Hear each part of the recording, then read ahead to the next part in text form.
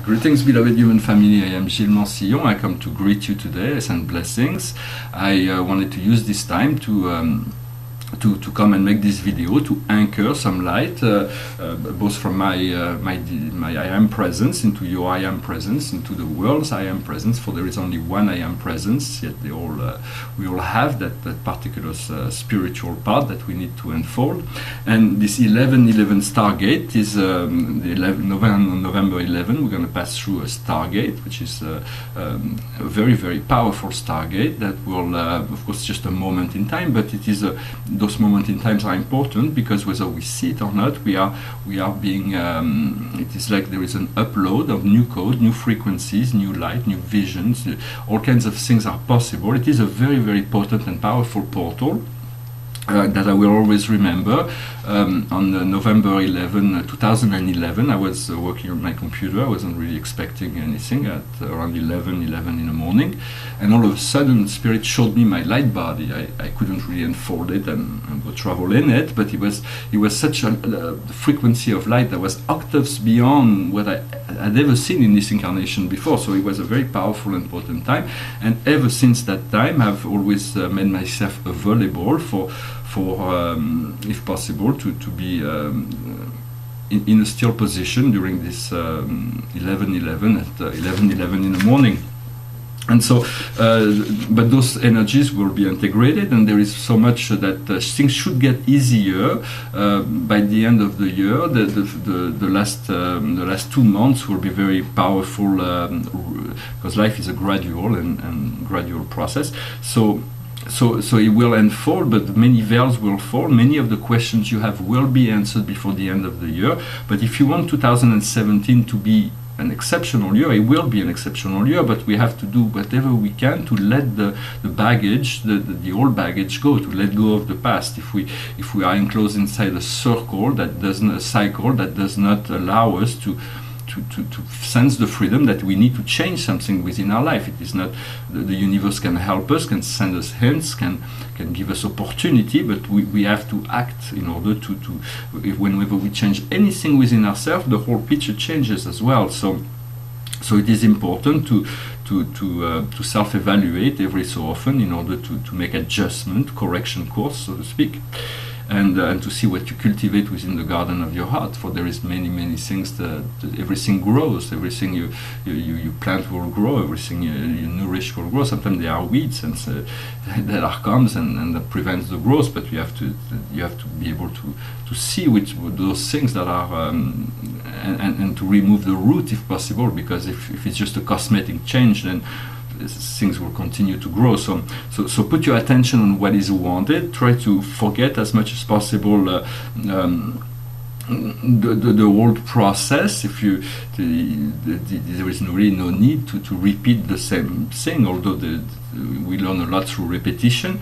At some point we know we are ready for something new, but we cannot move into joy until we allow our wounds to let go of our wounds. We cannot enjoy love if we hang on to our fear. So it is all of those things are gone.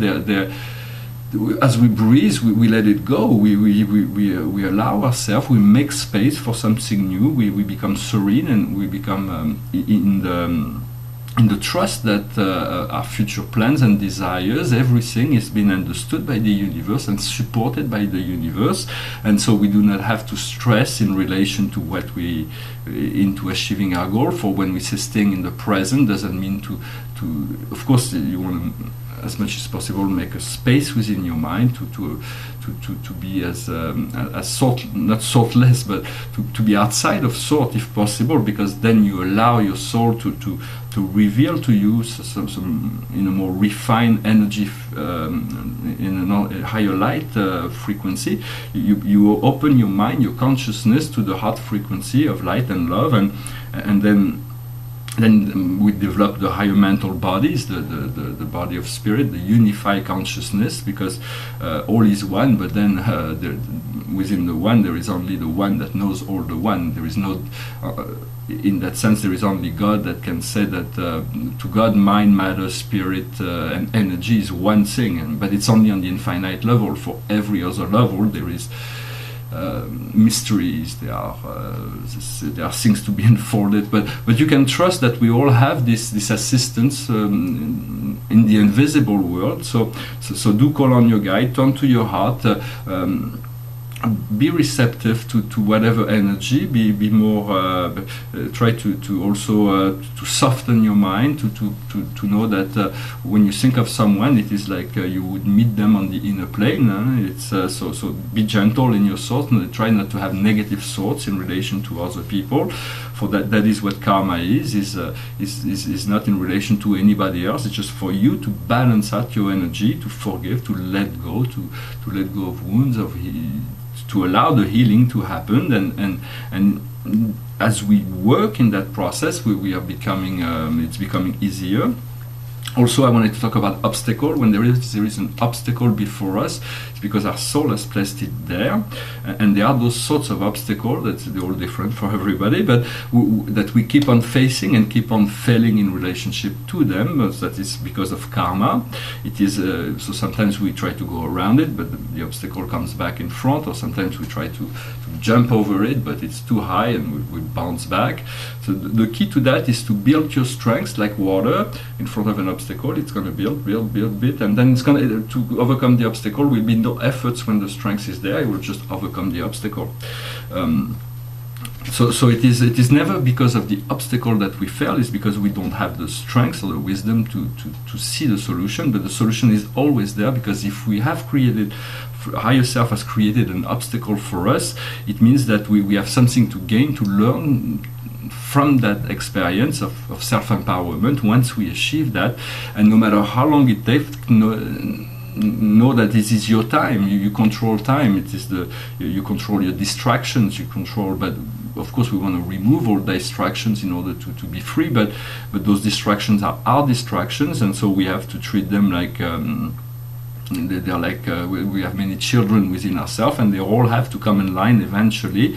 But you cannot be violent in relationship to yourself, or to apply too much self-judgment. If you fail in relationship to any challenge, you still want to be kind to yourself. You want to be your friend. You want to be like the coach. You want to, you always, no matter if your athlete is failing, you're not going to insult him and put him down. You're going to try to bring his to get him out of that, so he can see that he's really a champion, because that's where we all are. We have to allow that self-empowerment to become us, to merge within that unified field of love and light, and to allow this higher spirit to manifest through us, so that we reconnect to this eternal nature of the soul. So I just wanted to come by and say hello briefly, to wish you a wonderful Stargate passing, if you care to be attentive to those things. And so I thank you also for your participation in this ascension process, for we are unique, and so because we are unique, we are all very important, no matter what the condition is, and no matter what our process is. It doesn't matter. We are not being judged by our process. We are judged. Well, we're not really judged, but ascension is basically to elevate your intention, to aspire to do something higher than to aspire to do good for all, to do good for yourself, to participate in the evolution in the most conscious and the most benign and benevolent way, in the same time being passionate, being creative, enjoying your life to the fullest. And that is really what's ahead of us in 2017, so that we have to just allow the universe to remove all those things that prevents us from experiencing that, and from there everything will flow naturally into place. I wish you a wonderful day. If you have comments, feel free to send me a message or leave it in the comment box below. I'll do my best to answer it. Thank you very much. Namaste.